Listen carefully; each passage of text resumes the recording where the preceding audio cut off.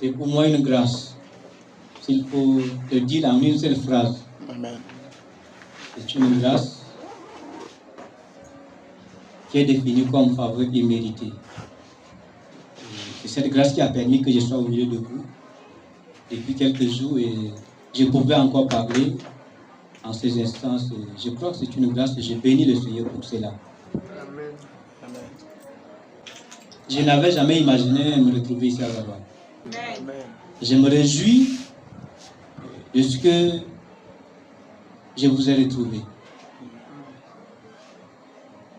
J'ai vu le ministère, j'ai vu comment l'œuvre avance. Et c'est ce qui fait ma joie. Amen. Et peut-être que ma présence ici, c'est de venir juste voir ce que le frère fait. Amen. Comme il pouvait, c'était hier, non? Il pouvait dire comment on a souffert à Maroua. Et une pensée m'est venue, je me suis dit, mais pour que Israël, parce qu'en réalité, Dieu a chassé le peuple. Israël, là où Jérusalem, tout ça là, il y avait d'autres personnes qui occupaient avant, n'est-ce pas? Mais quand le peuple devait sortir, Israël venait occuper, Dieu a d'abord chassé tout ce peuple-là. Vous pensez que c'est gratuit? Normalement, ce n'est pas dans la logique. Amen. Ce qu'on a appris à l'école, ce n'est pas comme ça. La terre appartient aux premiers occupants. Mais bizarrement, Dieu a décidé de chasser tout un peuple. Et puis, il a fait sortir un autre peuple pour venir aller ici. Il dit, c'est ici que vous devez vivre. Ce n'était pas gratuit. Il a fallu que ce peuple fasse 430 ans. 430 ans. Et vous voyez, les Arabes, les Égyptiens, ce sont en tout cas même peuple. Mais comme les 430 ans, s'il fallait récompenser les souffrances de ce peuple-là, s'il fallait récompenser, s'il faut qu'un jugement de Dieu se fasse, il faut ce genre de jugement. Il faut absolument arracher carrément leur terre et donner au peuple de Dieu. Quand je me souvenais de nos souffrances, j'ai dit, bon, ce n'était pas gratuit. C'était pour une cause. Et s'il pouvait lancer le ministère et avancer ici, je crois que c'est dû à tout cela. Ce n'était pas gratuit. Et j'ai béni le Seigneur pour cela. J'ai béni le Seigneur pour sa vie. Amen. Et je crois en lui, même si vous ne croyez pas, moi je crois en lui. Je crois en lui. Amen. Amen. Je crois en son appel. Je crois en la grâce de Dieu qui est dans sa vie. Amen. Amen. Amen. Amen. Merci beaucoup. Comme l'occasion m'est donnée, nous allons examiner ensemble les Écritures afin de nous édifier. La ville d'André et de Pierre. Philippe, à son tour, alla voir Nathanaël et lui dit, « Nous avons trouvé celui dont Moïse a parlé dans la loi et que les prophètes ont annoncé. C'est Jésus, le fils de Joseph, de la ville de Nazareth. » De Nazareth, répondit Nathanaël. « Que peut-il venir de bon de Nazareth? Viens et vois toi-même, répondit Philippe. Jésus vit Nathanaël s'avança vers lui. Alors il dit, « Voilà un véritable Israélite, un homme d'une parfaite droiture. D'où me connais-tu? » lui demanda Nathanaël. « Avant même que Philippe t'appelle, lui répondit Jésus, « Lorsque tu étais sous le figuier et je t'ai vu. Maître, s'écria Nathanaël, tu es le Fils de Dieu, tu es le roi d'Israël. Tu crois, lui répondit Jésus, parce que je t'ai vu sur le figuier. Tu verras de bien plus grandes choses encore. Et il ajouta, oui, je vous l'assure, vous verrez le ciel ouvert et les anges de Dieu monter et descendre entre le ciel et terre par l'intermédiaire du Fils de l'homme. Parole de Dieu. Amen. Dieu est ici.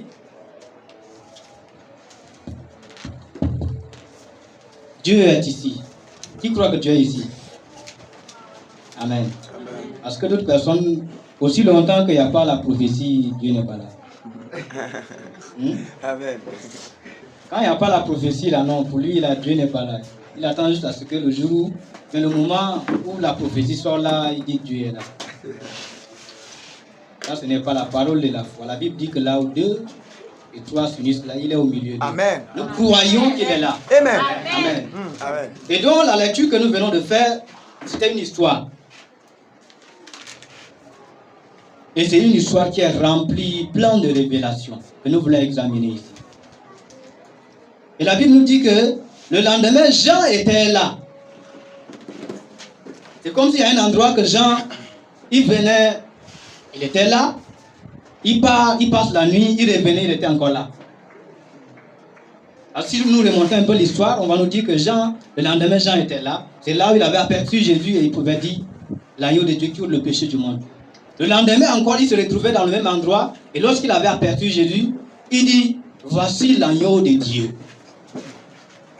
C'est comme si Jean était obligé. Il avait l'obligation de parler. Aussi longtemps que il se rencontre avec Jésus. Quand Jésus avait déjà fait 30 ans. Et le premier jour que Jean devait dire voici l'agneau de Dieu qui ôte le péché du monde. Toutes les fois qu'ils vont se rencontrer avec Jésus, il va parler. Amen. Amen. Amen. Parce que le moment est déjà arrivé pour que la prophétie s'accomplisse. Donc toutes les fois que Jean avait aperçu Jésus, il doit dire un mot au sujet de ce Jésus-là. Amen. Jusqu'à ce que ses disciples vont commencer à aller vers Jésus d'abord. Parce que lui, il dit non. Lui, il est venu juste pour préparer le chemin.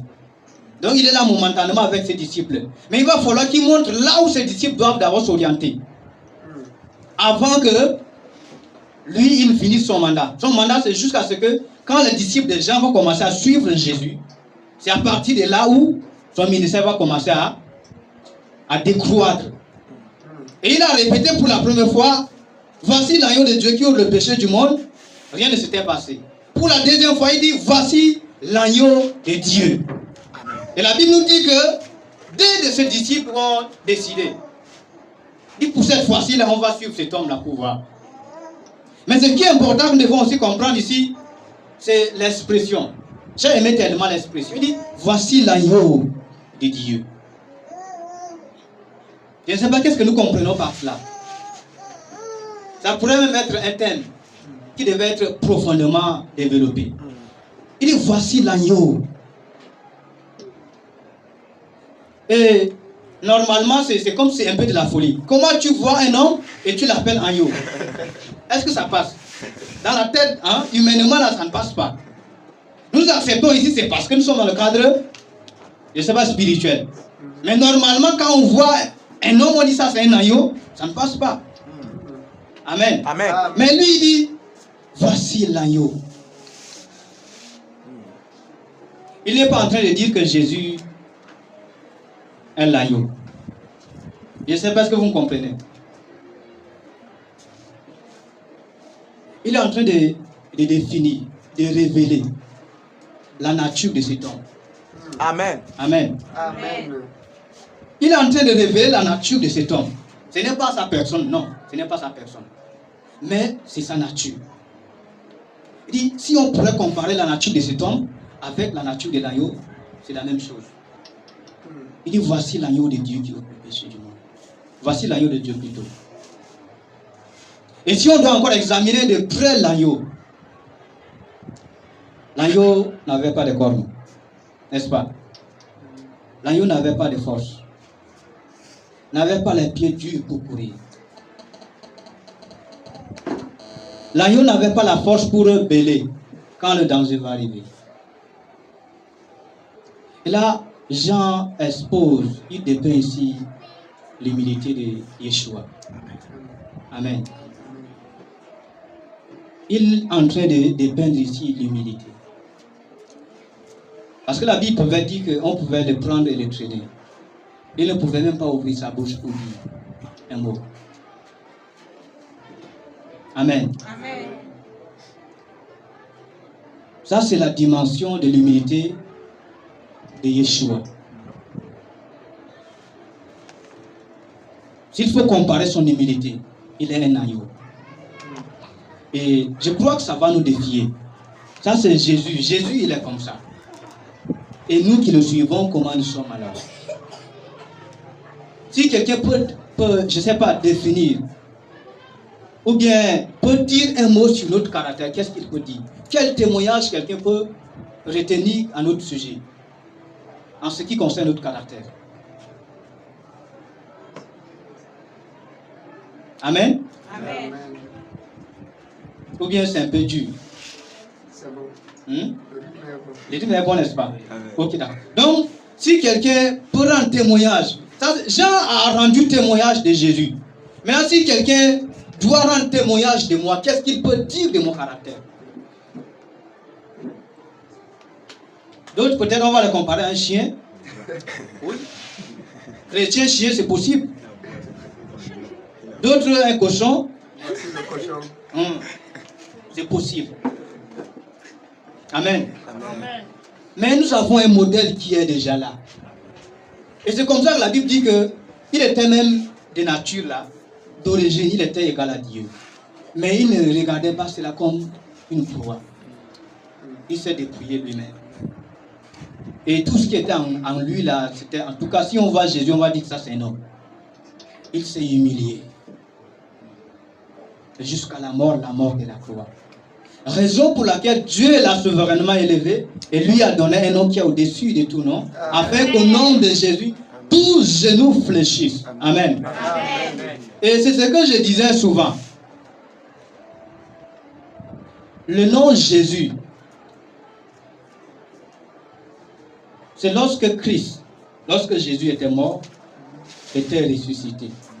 C'est-à-dire, c'est un nom de la récompense. Le nom Jésus, je m'explique. Tellement qu'il était humble, tellement qu'il accomplissait totalement la volonté du Père.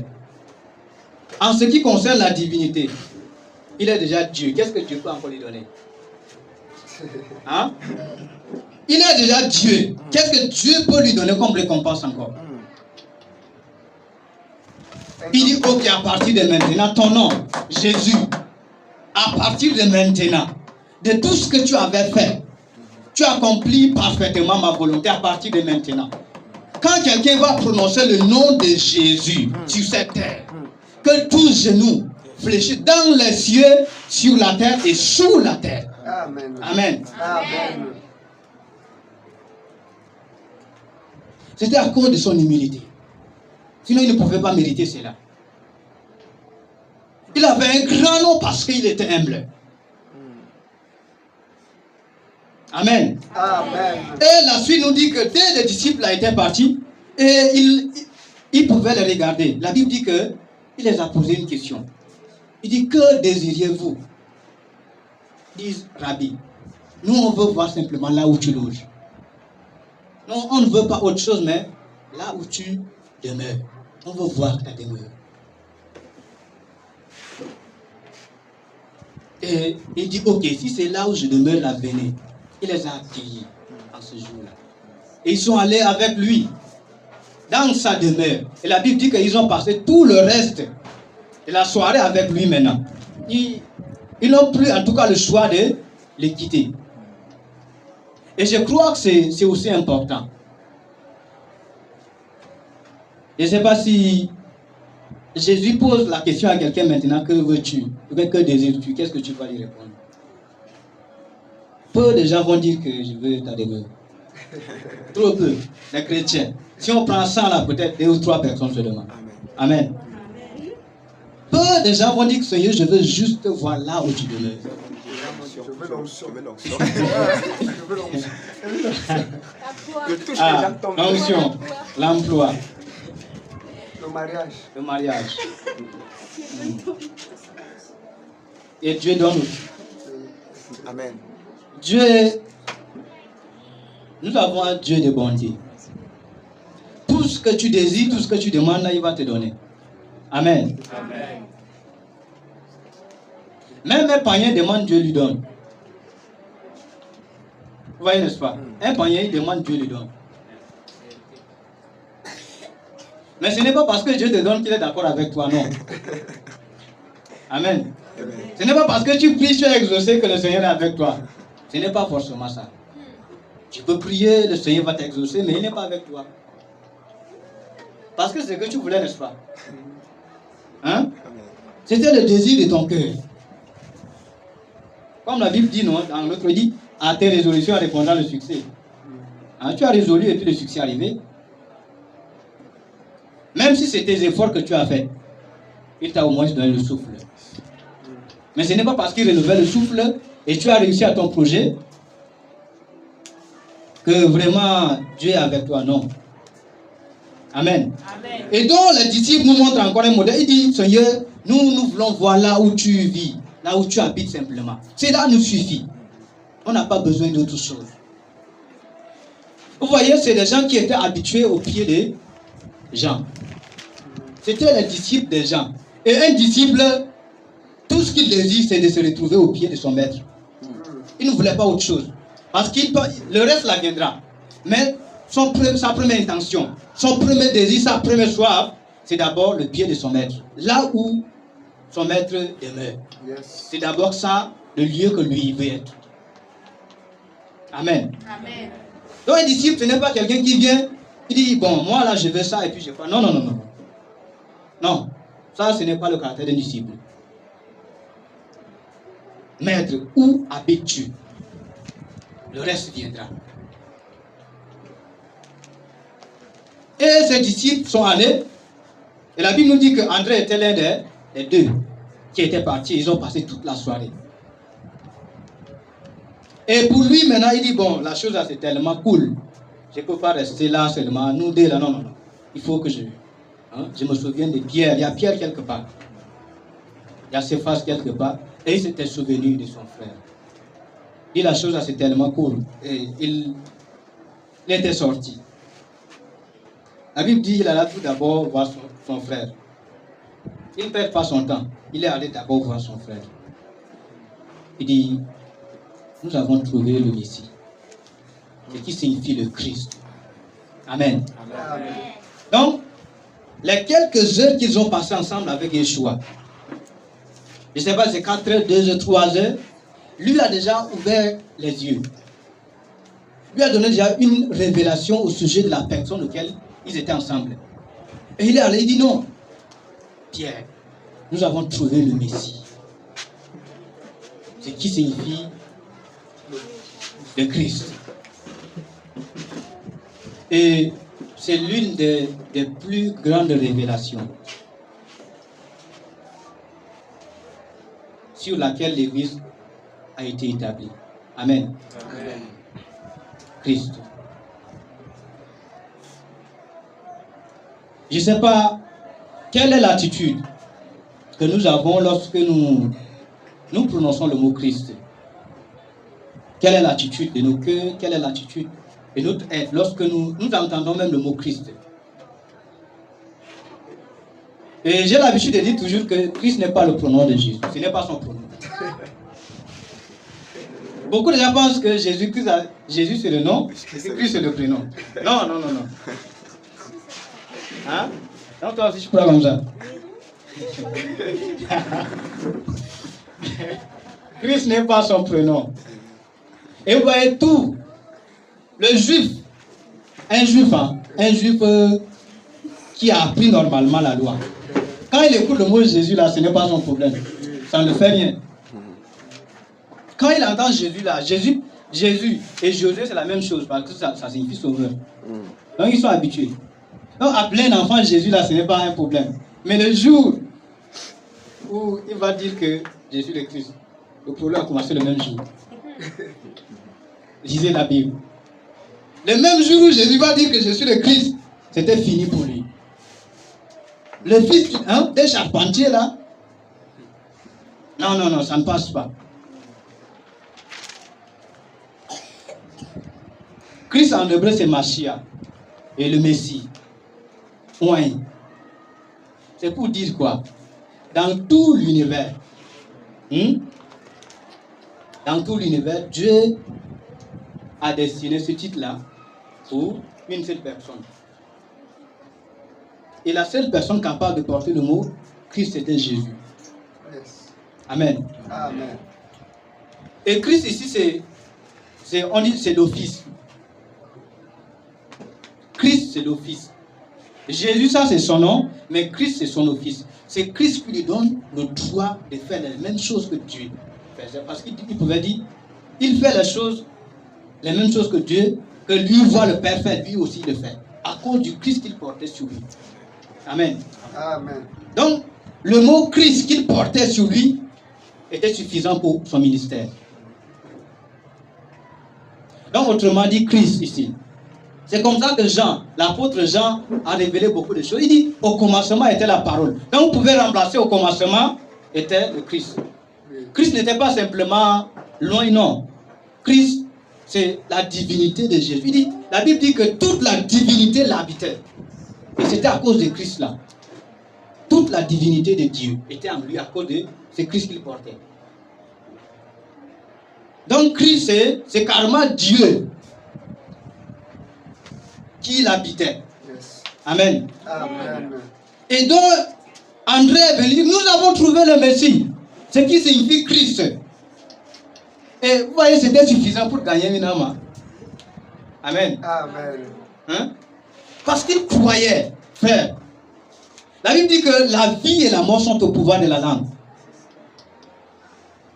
Un mot seulement, c'était suffisant pour donner une vie. Il n'a pas cité un verset ici. Il a fait comment pour convaincre Pierre? Juste un mot. Il n'a pas fait de gymnastique. Non, non, il n'y a rien ici. Il dit, nous avons trouvé le Messie. C'était suffisant. C'est parce qu'il croyait que c'était une vérité. Il croyait que c'était une vérité. Et il avait prononcé avec foi. Et ça pouvait gagner une âme. Amen. Amen. Amen. Et c'est comme ça que vous allez, Paul, dans les épîtres de Paul. Si vous voulez, je vous donne cet exercice. Lisez les épîtres de Paul. Paul parle beaucoup plus de Christ que de Jésus. Lisez ces épîtres. Il dit, s'il faut se glorifier des œuvres, si c'est la loi, là, moi j'étais même irréprochable. Je suis hébreu, né hébreu. Le sang même était pur. Il dit, mais toutes ces choses-là, il dit, son zèle là, il persécutait l'église. Vous voyez, tout ce qu'il avait, tout ça, il dit, à cause de l'excellence connaissance de Christ, je les regardais comme la boue. Il dit, lorsqu'il a connu Christ déjà, c'était fini.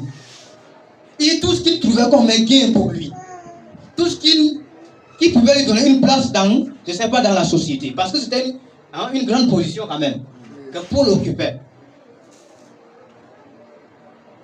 Mais il dit, lorsqu'il avait connu Christ déjà, ça c'est des ordures.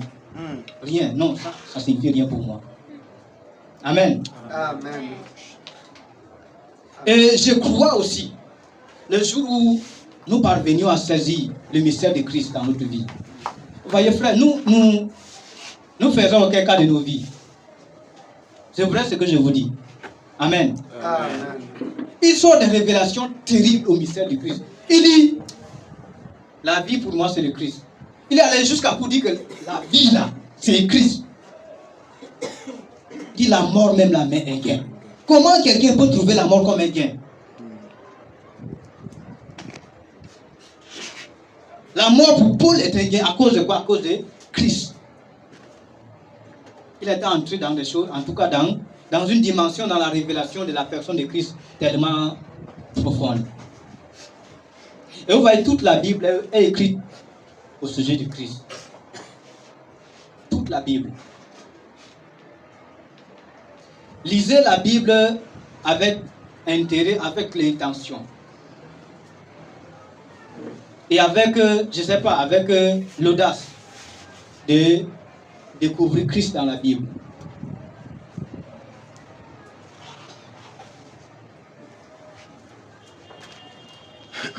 Amen. Amen. Et donc, il dit, nous avons trouvé le Messie. Et automatiquement, il le conduisait auprès de Jésus. Il le suivait simplement. Et lorsque Jésus l'avait aperçu, il dit, toi, je change ton nom. Désormais, tu t'appelles Céphas, qui signifie Pierre, ça va. Maintenant, imaginez que André avec l'autre frère qui était venu auprès de Jésus, ils n'ont pas encore eu leur part. Leur part de grâce, leur part de bénédiction. Mais André pouvait accepter déjà, aller appeler son frère qui pouvait venir recevoir sa part. Amen. Amen. Pendant que lui-même, là, il n'avait pas encore sa part. Parce que Jésus avait prononcé aucune parole sur lui. Mais il pouvait déjà aller. Ah, il y a des gens ici qui attendent jusqu'à ce que la prophétie sorte d'abord. Évangéliste. Amen. Amen. Quand la prophétie ne sort pas sur moi, là, en tout cas, j'attends. Je ne parle pas. Je ne parle pas aussi longtemps que la prophétie n'est pas sortie à mon sujet. C'est que tu n'as pas encore compris la chose là. Tu n'as même pas encore compris. Il est allé et Pierre a reçu. C'était Tigota. Et c'est comme ça aussi. Hein. Mais il y a des gens qui ont cette grâce aussi. Tigota. Le même jour, il est converti, il est baptisé dans le Saint-Esprit, tout est fait dans sa vie. Le même jour, même instant. Mais toi, tu es là pendant des années, ça ne passe pas. Amen. Amen. Et donc nous voyons un type d'André ici. Quelqu'un qui ne perd pas le temps. Quelqu'un qui découvre ce qui est précieux. Ce qui a de la valeur. Il n'a pas attendu le lendemain. Il n'a pas attendu le lendemain. Le même jour là, il est sorti, il est allé. Et je crois que dans le ministère, il y a ce type de personnes, des frères. Il y a des frères auxquels, quand ils viennent, ils écoutent la parole. Le même jour, il sort, il part, il trouve quelqu'un, il commence à lui dire déjà. Amen. Amen. Il commence déjà à lui prêcher. Il dit, tiens, écoute, quand ce matin nous étions à l'église, voici ce que le pasteur nous avait enseigné. Et je peux te raisonner un peu. Et ils le font ça. Ils n'attendent pas ce que le pasteur dise que allez d'abord, non. Il a trouvé que la chose est tellement bonne qu'il ne pouvait pas garder seul. En Christ, j'ai tellement aimé cela, cette révélation. Si on peut lire dans 1 Corinthiens, chapitre 1.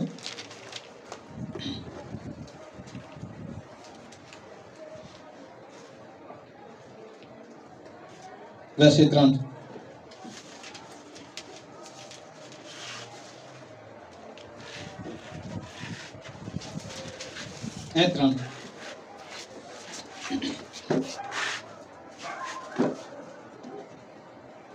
Je lis.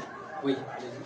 Or, c'est par lui que vous êtes en Jésus-Christ, lequel de par Dieu a été fait pour nous sagesse, justice et sanctification et rédemption, afin, comme il est écrit, que celui qui se glorifie dans le Seigneur. Amen. Amen. Je nous propose dans ma version, dit, par lui, vous êtes unis au Christ, qui est devenu pour nous cette sagesse qui vient de Dieu. En Christ, en effet, se trouve pour nous l'acquittement, la purification et la libération du péché. Amen. Amen. En Christ, se trouve pour chacun de nous la purification du péché. En Christ, se trouve pour chacun de nous l'acquittement du péché. Et j'aime beaucoup encore Corinthiens. Paul va dire dans 2 Corinthiens 5, et on peut lire rapidement, 2 Corinthiens 5, j'aime vraiment ça aussi. 2 Corinthiens 5, verset 19.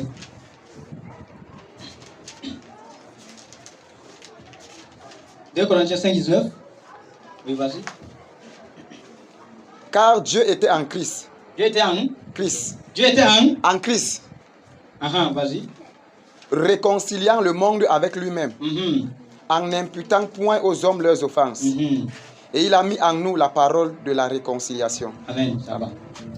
Écoutez, la Bible dit que Dieu était en Christ. Dieu avait un projet. Et le projet de Dieu, c'est de réconcilier le monde. De réconcilier l'humanité avec lui. Mais il pouvait être où pour le faire? La seule possibilité que Dieu devait le faire, c'est d'être en Christ. Amen. Amen. La seule possibilité que Dieu devait faire, c'est d'être en Christ, lui-même être d'abord en Christ. Et lorsqu'il est en Christ, la Bible dit que il réconciliait le monde. Il réconciliait les hommes avec lui-même, sans tenir compte de leurs fautes.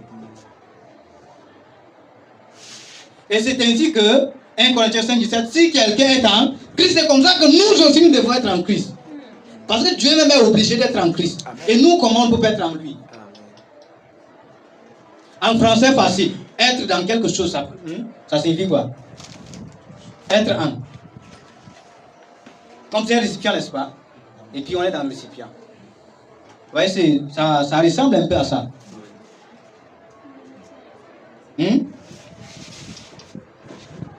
Ça ressemble un peu à ça. Et quand nous remontons dans ce même Corinthiens-là, Paul va dire que même si avant on connaissait Christ selon la chair, maintenant, là, ce n'est plus selon la chair que nous le connaissons.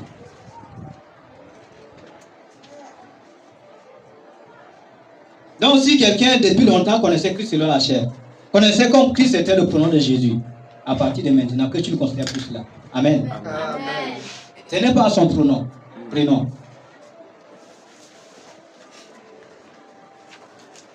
Christ. Et donc, la révélation continue. Ça fait tellement du bien. L'autre, Paul, Simon, a eu sa part. Et la Bible dit que le lendemain, Jésus lui-même personnellement, il a rencontré Philippe. Il dit, suis-moi. Et Philippe l'avait suivi, avait obéi immédiatement.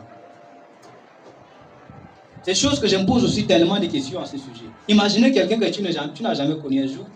Vous rencontrez en chemin, il dit, suis-moi, tu le suis. Au Cameroun, on ne va pas accepter.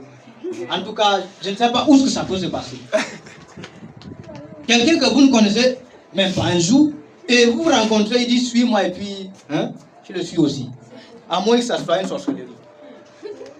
Si tu n'es pas sorcier, ça ne peut se faire. Ce n'est pas possible.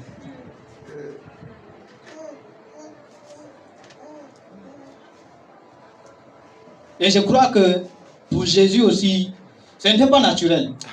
L'action ici, ce n'était pas naturel. Parce qu'imaginez que Matthieu qui était en train de collecter des impôts, c'est Matthieu, n'est-ce pas? Et quelqu'un est en train de manier l'argent ici. Inspecteur des impôts. Inspecteur des impôts. Tout l'avantage qu'il avait. Quand Jésus apparaît, il dit, suis-moi, et il laisse seulement. Normalement, s'il devait le suivre, il va au moins négocier. Quelqu'un vient qu'on occupe en attendant ma place, je vais voir d'abord ce que cet homme là voulait me dire. Mais il quittait seulement, il est allé. Il n'a même pas fait comme ça. Si on regarde Isaac, etc. Maintenant, les prophètes qui disent, ainsi dit le Seigneur, avaient un seul message. Et ce message dit, le salut viendra de Christ. Le salut viendra de Christ. Le salut viendra de Christ. Le salut viendra de Christ. Le salut viendra de Christ. C'est ainsi que Pierre va dire, les prophètes qui ont annoncé ce salut-là, ils ont fait de ce salut-là l'objet de leur recherche et de leur investigation. Ils cherchaient simplement à découvrir le pot, que ce salut-là devait venir. Mais la Bible dit que l'Esprit du Seigneur qui était en eux les avait clairement dit que non, ce n'était pas pour vous. Ce n'était même pas pour vous. Amen. Mais c'était pour nous, nous qui sommes là. Amen. Amen. Amen. Donc les prophètes savaient. Même Jean-Baptiste, quand Jésus était arrivé, il dit non, moi je ne peux pas te baptiser. Il dit, normalement c'est toi qui devais me baptiser. C'est toi qui devais me baptiser. Non, moi je ne suis pas digne. Et donc les prophètes désiraient ardemment l'époque seulement. Pour eux là c'était savoir l'époque, le Messie là viendra dans quelle époque. Et ils ont sondé. Mais Dieu dit non, ce n'était pas pour vous. Amen. Amen. Donc c'était comme ça. Le prophète, ce que les prophètes ont annoncé. Le salut viendra de Christ. Soit par leurs paroles, soit par leurs actes. soit par leur parole, soit par leurs actes, ou soit par leur vie. Si nous prenons Élisée, qu'est-ce qu'Élisée a fait? Il a multiplié les pains. C'est comme si on ne lit pas la Bible. Là. Élisée a multiplié les pains. Élisée a ressuscité les morts. Et c'est ce que Christ a fait. Il annonçait une époque auquel la multiplication des pains, là, ça va être facile. Il annonçait une époque auquel ressusciter un mort, là, ça va être quelque chose de très facile. L'époque, là, viendra. Il annonçait déjà cela. Amen. Amen. Et ici, c'est Isaïe encore là. Ah, c'est beaucoup. On ne peut pas citer maintenant. Mais les prophètes ont annoncé cela. Et les prophéties commençaient à tomber au sujet de ce Jésus-là. Nathanaël dit non, moi je ne crois pas que vraiment Nazareth là, quelque chose de bon soit sorti de là-bas. Je n'accepte pas, je ne crois pas. Tant que il avait des doutes. Mais il dit ok, malgré tu doutes, mais viens voir quand même. Je n'ai pas de commentaire à te faire, mais au moins tu viens. Viens, venons ensemble et toi-même peut-être tu vas découvrir. Et lorsque Nathanaël s'était approché, il avait aussi eu sa part. Tic au tac aussi. Il dit, voici un Israélite qui est juste, qui est droit. Et c'était suffisant déjà pour Nathanaël de devenir disciple de Jésus. C'était totalement suffisant. Et sa part maintenant, il apporte également sa révélation. Il dit, Maître, tu es le Fils de Dieu, tu es le roi d'Israël. Et vous voyez, c'est cette révélation-là qui a coûté la vie de Jésus. C'est ce que les gens disent, non? Il se faisait roi des Juifs. Hein? C'est ce que Nathanaël a dit, n'est-ce pas? Il dit, tu es le roi d'Israël. Il a commencé depuis Galilée jusqu'ici et il se fait roi des Juifs. C'était comme ça, on devait le tuer. C'était à cause de ça là. Amen. Amen. Et donc, Nathanaël a sorti également sa part de révélation au sujet de la personne de Christ, de Jésus. Tu es le Fils de Dieu. Tu es le roi d'Israël. Et je crois que c'est l'une des révélations auxquelles les musulmans ne veulent pas entendre aussi. Dire que Jésus est le Fils de Dieu. Et c'est toutes ces vérités-là que le monde ne veut pas entendre. Toutes ces vérités. Dire que Jésus est le Messie. Dire que Jésus est le Fils de Dieu. Dire que Jésus est le roi d'Israël. Ça ne passe pas. Bon, s'il est messager, ça va, on accepte. S'il est prophète, au moins ça aussi on accepte. Mais dire qu'il est le Fils de Dieu, ça ne passe pas. Amen. Amen.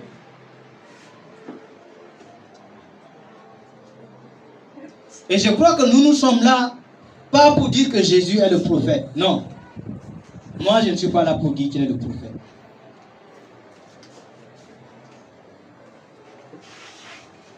Je ne suis pas là pour dire qu'il est le messager. Non. Je suis là pour dire ce qui est vrai, dire la vérité au sujet de Jésus. Amen. Amen. Et donc, nous voyons ici les disciples commençaient à s'approcher un à un de Jésus. Ils s'approchaient un à un. Ils s'approchaient. Mais qu'est-ce qui les attirait? Même si Jésus avait cette grâce d'attirer les hommes vers lui. Parce qu'il a clairement dit que personne ne peut venir à moi si mon Père ne l'attire. Nous croyons que c'est le Père qui avait attiré ses disciples avec Jésus. Ça, c'est le mystère de Dieu. Mais ce qui pouvait garder ses disciples auprès de Jésus, c'était ce qu'ils savaient de ce Jésus. Amen. Amen. C'était la révélation qu'ils avaient laissé Jésus là, sinon ils partaient. Ils n'allaient même pas perdre le temps là-bas. Tels que les matures là, non, ils vont partir. C'est comme ça que Pierre va dire vraiment, quand Jésus a chassé tout le monde, il dit, mais vous-même la partez. Il dit non. À qui irions-nous? Tu as les paroles de la vie. Amen. Amen. Amen. Il dit, tu as les paroles de la vie. Tu n'as pas les paroles de la mort, mais tu as les paroles de la vie. Nous, on ne peut pas aller. Les gens étaient restés au pied de Jésus à cause de la parole. Et la parole de la vie. Ils n'étaient pas restés à ses pieds à cause des miracles. Tous ceux qui étaient venus à cause des miracles, c'est ces mêmes personnes-là qui ont dit crucifiez-le. Les mêmes personnes-là qui venaient manger le pain, qui venaient recevoir la guérison, là, c'est ces mêmes personnes-là, à un moment donné, disent que crucifiez-le. Yes. Amen. Amen. Parce que c'est la même foule. Est-ce qu'il y a deux foules? La même foule qui suivait Jésus là, pendant qu'il faisait du bien, c'est la même foule qui les suivait pendant qu'on pouvait le juger.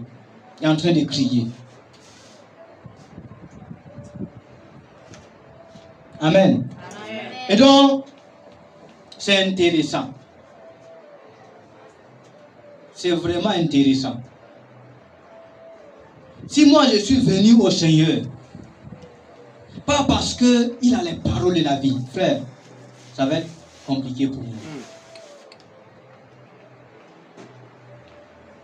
Si je suis venu à l'église, pas parce que il y a la vie là-bas, je peux entendre une parole qui peut régénérer, qui peut faire germer une vie, une espérance en moi.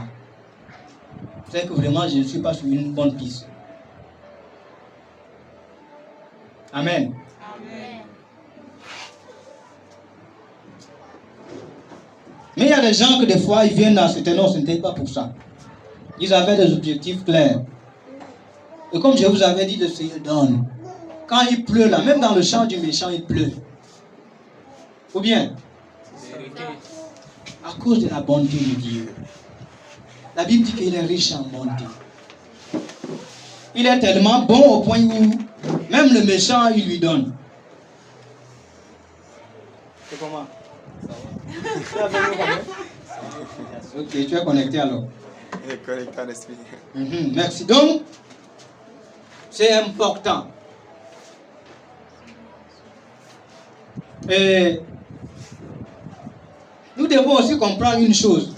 Tel que le séminaire d'hier, ou bien le séminaire qui était passé, tout ce qui était passé, le résultat, c'était pour démontrer que Jésus est le Christ. Amen. Amen. C'était simplement, voyez, les disciples, quand vous lisez l'acte des apôtres, les gens avaient un seul souci, c'est de démontrer que Jésus est le Christ. Ils n'avaient pas des objectifs. C'est de démontrer que Jésus est le Christ. Partout où il partait, là, c'était ça, le message. Quand il venait dans le synagogue des Juifs, quand on dit, bon, frère, est-ce que vous avez quelque chose à dire? Quand Paul prend la parole, il va expliquer les choses jusqu'à pour dire que vraiment, c'était lui. Amen. Amen. Amen. Donc, si un miracle se produit, le résultat c'était pour témoigner et démontrer que Jésus est le Christ. Ce n'est pas pour autre chose. Yes. Amen. Amen. Raison pour laquelle il dit l'Esprit du Seigneur est sur moi, car il m'a moi.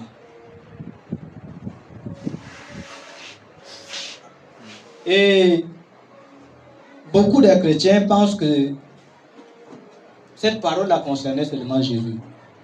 Il faut que nous comprenions une chose, frère. Toute la Bible que nous avons entre nos mains, tout ce qui est écrit, le jour où nous sommes entrés en alliance avec Dieu, nous sommes réconciliés avec Dieu par Jésus-Christ. Toute cette parole est écrite à notre sujet. Amen. Vous voyez, Paul va arriver, il va commencer à citer les Écritures à son sujet.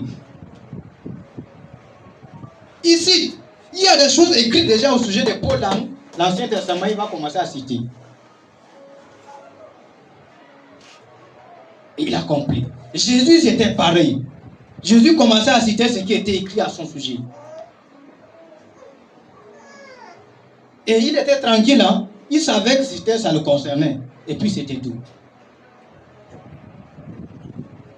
Sinon, pourquoi on peut encore délivrer aujourd'hui? Si cette parole-là, l'Esprit du Seigneur est sur moi car il m'a oint. Si c'était seulement pour Jésus, comment on peut encore délivrer maintenant?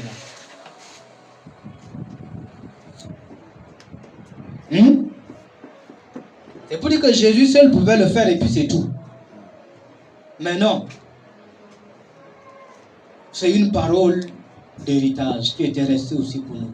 Amen. Amen. Amen. Raison pour laquelle je peux proclamer une année de grâce dans la vie de quelqu'un. Amen. Parce qu'il dit, cet esprit-là, c'était aussi pour proclamer une année de grâce. Yes. Rendre libres les captifs. Et quand je crois que l'Esprit du Seigneur est sur moi, je le fais. Yes. Je proclame une année de grâce dans ta vie au nom de Jésus. Amen. Et donc, le Christ. Et comme je l'avais dit, c'était important que nous croyons et nous acceptons cela. Ne venons pas simplement parce que notre cœur c'était pour les miracles, non. L'objectif, je le répète, du miracle, c'était pour témoigner, démontrer que Jésus est le Christ. C'est comme si Élie avait le prophète de Baal. Parce que la personne est païenne, et il fallait démontrer que vraiment il y a un Dieu ici, un Dieu puissant ici. Et c'est comme ça que le miracle pouvait se produire. Amen. Amen.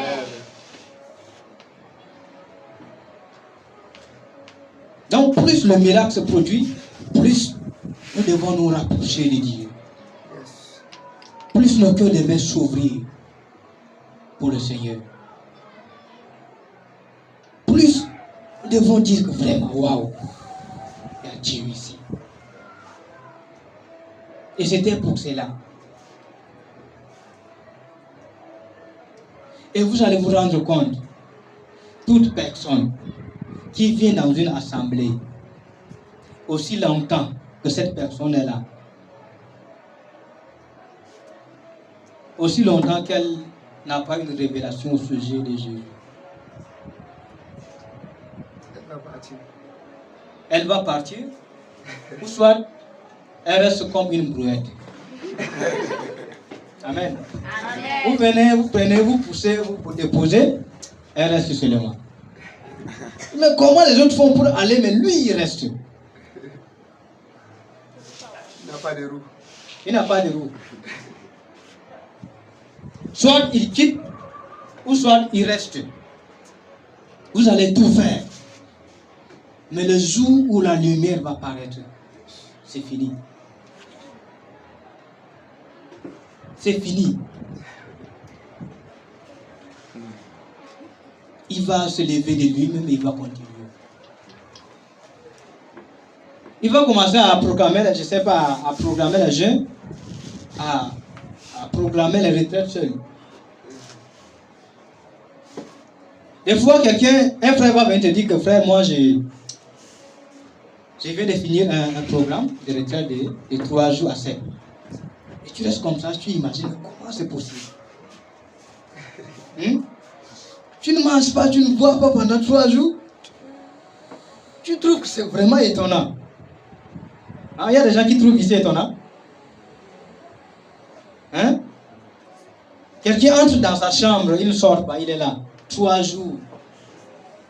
Ou des fois 7 jours. Il vient te raconter la part, tu lui dis non, ça là c'est... C'est simplement parce que lui, il a déjà découvert le secret. Mais comme toi, tu es encore comme ça, tu as trouvé que c'est trop pénible. Il y a des gens que même gênés là, aïe, aïe, aïe, aïe. Ils commencent le matin, la tête à 12 heures. Le micro que tu vas rentrer la sauce. Il commence le jeûne le matin, il arrête à 12 heures, ça va. Donc la connaissance de Christ, c'était suffisante Amen. pour la marche chrétienne. Et nous devons chercher à connaître cela. La Bible dit que tout ça, tout ce que nous faisons était l'homme des choses à venir. Est-ce que vous le savez?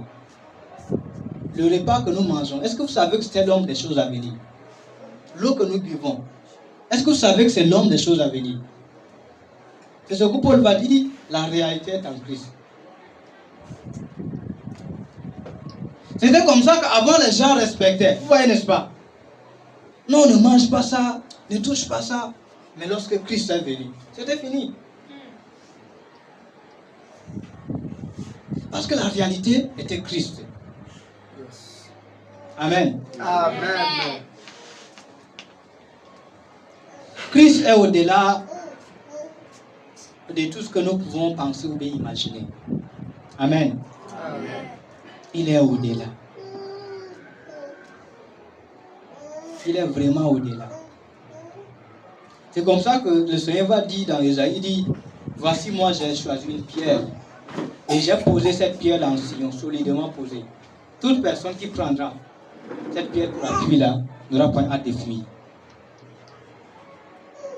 Est-ce que vous savez que Christ est pour nous une pierre sur laquelle nous sommes établis? Amen. Amen. Il est ce roc sur lequel j'ai été établi. Même le repos, le sommeil que nous dormons là, c'était l'homme des choses à venir. Le vrai repos, c'était en Christ. C'est comme ça dans Hébreu. Dans Hébreu. C'est vrai que la Bible dit dans Genèse que le septième jour, Dieu se repose.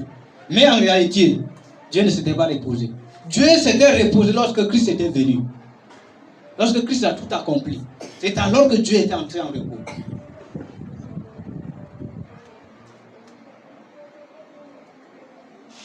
Donc, explorer Christ nous devons avoir cette grâce-là.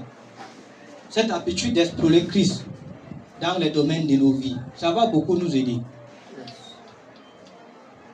Et lorsque je prends l'eau pour boire, je dis, Seigneur, c'est vrai, je voulais boire l'eau, mais la vraie eau, c'est toi.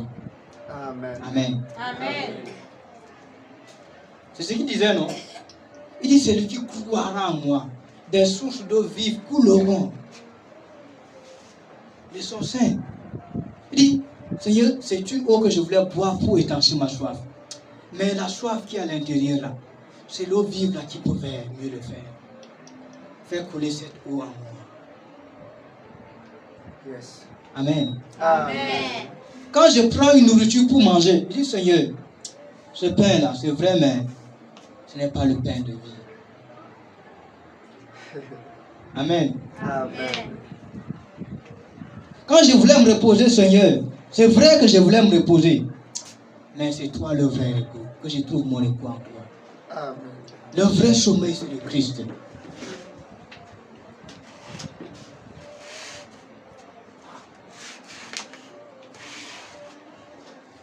Amen. Amen. Et donc, Christ c'était un mystère. Un grand mystère.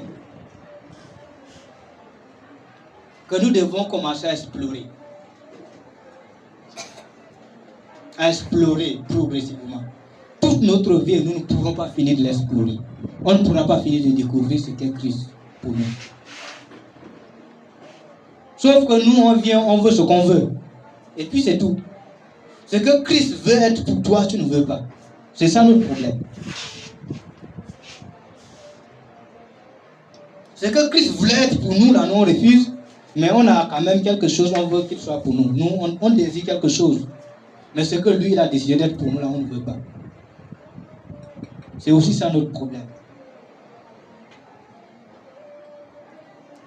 Lui, il voulait être tout pour nous. Mais nous, on dit, bon, moi, je veux que tu sois seulement ça pour moi, ça va. Je ne veux pas autre chose. Et la fin, c'était une déclaration terrible que Jésus va faire. Jésus a fait ici. Il dit, oui, je vous l'assure, vous verrez le ciel ouvert et les anges de Dieu monter et descendre entre le ciel et terre par l'intermédiaire du Fils de l'homme.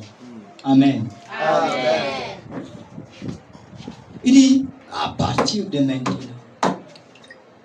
à cause de ce que vous aviez dit que je suis le Fils de Dieu, à cause de ce que vous avez dit que je suis le Messie, à cause de ce que vous avez dit que je suis le roi d'Israël, à partir de maintenant, sur ma parole, je déclare le ciel ouvert. Amen. Amen. Amen. Et qu'est-ce qui va se passer? Les anges vont descendre et monter. Yes. Amen. Amen. Et jusqu'aujourd'hui, ça se passe. Amen. Les anges montent et ils descendent. Là où nous sommes, les anges nous entourent. Amen. Amen. À cause de ce que le ciel, que Jésus a déclaré ouvert, est resté ouvert jusqu'aujourd'hui. Amen. Amen.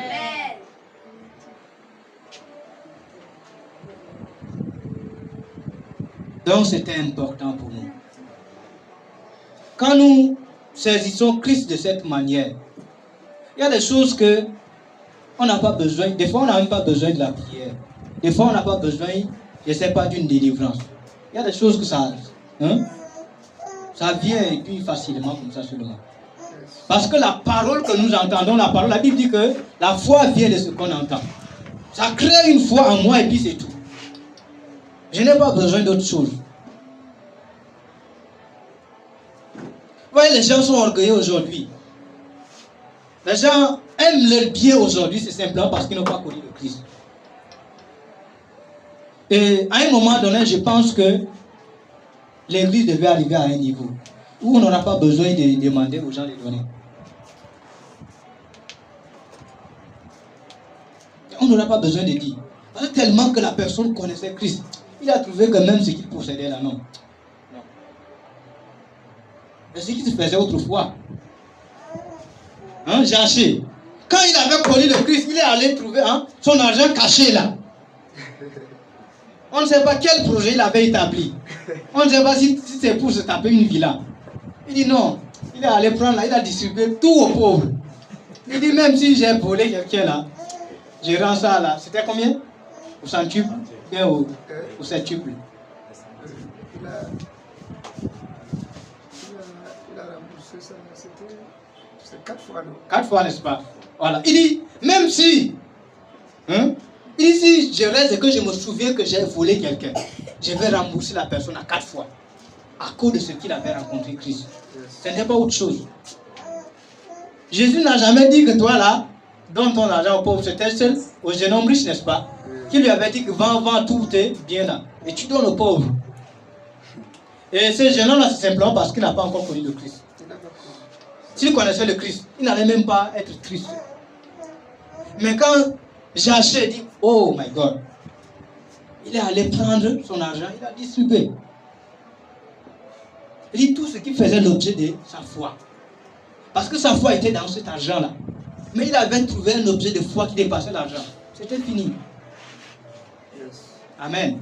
Amen. Donc à un moment donné, on va arriver à un niveau où on ne va pas dire que vraiment on cotise pour ça, non. Et nous devons croire. Nous devons arriver à ce niveau. Et ce qui pourra nous amener, nous rendre ainsi, c'est Christ. La révélation que nous avons de Dieu, de sa personne. On le fait facilement, on le fait librement. Des fois, les gens donnent parce qu'en retour, ils vont être bénis. Ça même, il y a un problème ici. Si toi, tu donnes parce qu'en retour, tu vas être béni, là, non, il y a un problème. Il doit y avoir un petit problème. Qu'est-ce que nous avons et que nous n'avons pas reçu de lui? Hein? Rien. Mais tu veux négocier quoi? Hein? Tout ce que tu as même là, c'était de lui que tu avais. Mais tu veux venir négocier encore. Nous avons tout en lui. En lui, nous avons la vie, nous avons la rédemption. Nous avons la rémission de nos péchés. Il nous a bénis de toutes sortes de bénédictions dans les lieux célestes. Il a tout fait.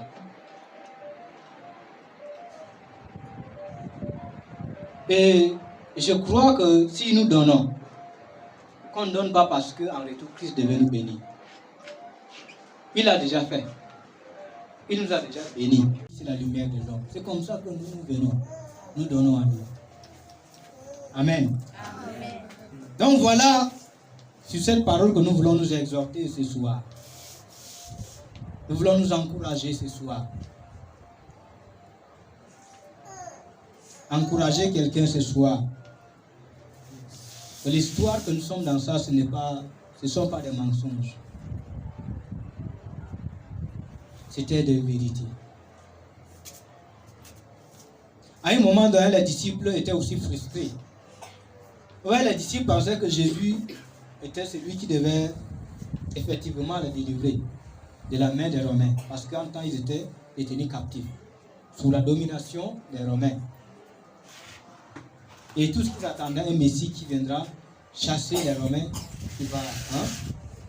Peut-être Pierre là va être Premier ministre, on ne sait pas. Les gens avaient ces attentes là aussi, mais ils étaient surpris. Les gens avaient des attentes que quand Jésus va occuper le trône là, être roi d'Israël là, vraiment les Pierre, les André, les Philippe là devaient être des gouverneurs, des ministres, etc. C'est comme ça quand Jésus va dire que moi là bientôt je vais partir là, il dit non. Toi là, non. Pierre va dire non, jamais. Jamais, non, jamais, jamais. À Dieu le blesse. Tu ne mourras pas. Tu ne mourras pas. Vous voyez? Mais c'était pour nous. C'était pour nous donner cet héritage. Amen. Amen. Donc nous devons chercher à marcher dans la révélation. Comme je l'avais dit, commencer à méditer les épîtres de Paul. Si vous lisez Éphésiens, si vous lisez les Philippiens, vous trouverez que Paul, il parlait de Christ. Il dit, vous là, ce n'est pas comme ça que vous avez appris à connaître ce que c'est qui le Christ. Ce n'est pas comme ça que nous vous avons appris à connaître ce qu'on appelle le Christ. Donc nous devons chercher à apprendre le Christ et à marcher dans la révélation de Christ. Et je disais la fois dernière au frère que moi j'avais un seul défi. Et ce défi c'est de chercher à placer Christ dans les Écritures. Amen. Amen. Quand je prends la Bible, où se trouve Christ? Dans le livre de la Genèse, où se trouve Christ là-bas? Dans Exode, où est Christ? Dans Exode, il y a Christ, n'est-ce pas? Le rocher. La Bible dit que le rocher auquel il buvait, c'était le Christ. Deutéronome, où est Christ là-bas? Et nous devons chercher à être passionnés par la connaissance de Christ. Quand cette connaissance va devenir pleine en nous, c'était fini. On devient des porteurs de la vie. Amen. Amen. Donc, voilà ce que nous nous exhortons. Et on va élever quelques sujets de prière. Quand le prophète viendra, conduit dans un moment de prière, pour que cette parole nous fasse tellement du bien encore davantage. Recevons. Amen. Amen. Waouh, waouh, waouh. Dis à ton voisin, waouh. Wow. Dis voisin, ça c'est une autre dimension de la révélation. Ça c'est une autre dimension de la révélation. Voisine, tu as écouté ça? Le Christ, ce n'est pas le prénom de Jésus. Christ, ce n'est pas le prénom de Jésus. C'est l'attribut de Jésus. Jésus est un sauveur. Quand on dit Jésus-Christ, ça veut dire Jésus sauveur. Ok. Quand on dit aussi Jean-Baptiste, ça veut dire que c'est Jean qui baptisait, ce n'est pas son prénom aussi. Dans d'autres versions, on dit Jean le Baptiste. Vous comprenez, n'est-ce pas? Beaucoup de gens pensent que quand on dit Jean-Baptiste, Baptiste là c'est son prénom. Vous comprenez? Non. C'est sa mission qu'on a donnée derrière. Et Jésus aussi, sa mission était venue de sauver l'humanité. Jean-Baptiste, sa mission, c'était de venir baptiser les hommes, les ramener par un baptême de la repentance. Amen. Amen. Amen. Ton Amen, ce n'est pas né de nouveau. Amen. Amen. Amen. Je prie que tu connaisses Christ en profondeur. Amen. Amen. Oui. Il y a trois manières, il y a trois types de chrétiens. Amen. Amen. Avant qu'on ne prie, je vais ajouter un peu sur ce qu'il a dit là. Il y a trois types de chrétiens. Le temple que Salomon avait construit à Dieu, ou bien le tabernacle que Moïse avait fait dans le désert, avait trois compartiments. On parle ici du parvis extérieur, il y a le lieu saint et il y a le lieu très saint. Il y a des chrétiens qui sont au niveau du parvis extérieur. Il y a des chrétiens qui sont au niveau du lieu saint.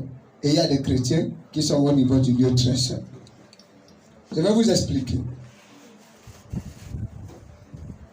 Il y a des chrétiens Marie, il y a des chrétiens Marthe et il y a des chrétiens Lazare. C'était une famille. Dans une famille, il y avait trois personnes. Marie, Marthe et Lazare.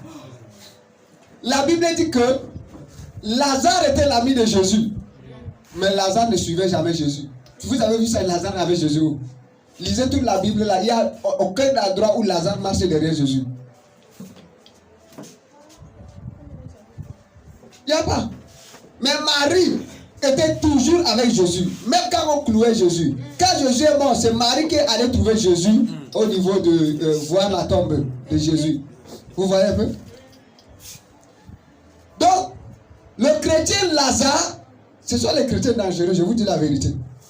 Ils sont fans de l'homme de Dieu, mais en secret. Donc pour eux là, parfois vous voyez, un homme de Dieu est dans une ville.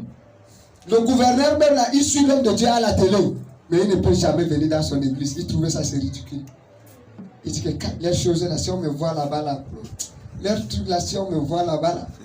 Et la Bible dit qu'il y avait quelqu'un qui était disciple de Jésus, mais en secret. Il s'appelle Joseph d'Arimathée. Il était au temple avec le roi. Tandis que tout le peuple persécutait Jésus. Lui, il était là. Donc, il était disciple de Jésus en secret. Et c'est lui, quand on a tué Jésus, c'est lui qui a négocié pour aller faire descendre le corps de Jésus. Et il a acheté un tombeau neuf. On a mis Jésus là-bas. Il s'appelle Joseph d'Arimathée. Vous voyez? Oui. Ce sont des gens que ils sont un pied dans le monde, un pied avec Dieu. Ils n'arrivaient pas à se décider pour suivre Dieu à 100%. Ils n'arrivaient pas aussi à aller dans le monde à 100%. Ils savaient que Dieu existe.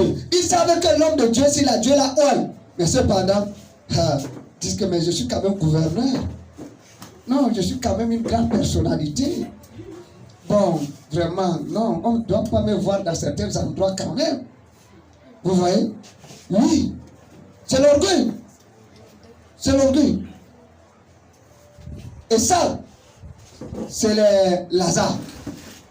Ce sont tes amis, mais en secret. Quand il y a un problème, vous allez voir. Il y a des hommes de Dieu à Yaoundé, quand il y a un problème, les ministres envoient qu'on peut aller chercher. On vient prier en secret dans chez eux. On vient prier pour eux. Mais cependant, ils savent que Dieu est avec toi. Mais il y a des choses. Ils ne sont pas prêts encore à te suivre. Ils ne sont pas prêts à rester là. Et à l'époque de Jésus, c'est ça. Ils savaient que Dieu était là. Mais ils n'arrivaient pas à se décider. Jusqu'à ce que les Juifs ont dit publiquement dans leur temple que si on voit quelqu'un avec Jésus, on va l'exclure de la synagogue. Ils avaient peur de s'afficher avec Jésus. Ils avaient peur de voir Jésus. Ils avaient peur de rencontrer Jésus publiquement. Ils avaient peur d'aller dans les réunions de Jésus. Ça, c'est les pharisiens. Ça, c'est l'esprit du pharisianisme. Amen. Amen. Il y a la deuxième catégorie. C'est les chrétiens quoi? Les chrétiens Marthe. Les chrétiens Marthe, ce sont les activistes. Ils sont à l'église. Ils vont laver l'église. Ils vont, même les chaises, si vous voulez, là, ils vont laver ça. il va faire toutes les activités à l'église. Mais quand vous arrivez, prions.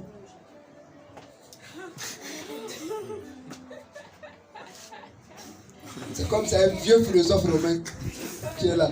Quand on dit prions, tu vois la personne. Mais quand tu essaies de dire seulement que branchons les appareils, tu vois la personne court là. Quand on dit seulement que oh, lavons le son, tu vois la personne court. Quand on dit faisons ceci, la personne court. Mais quand on dit prions,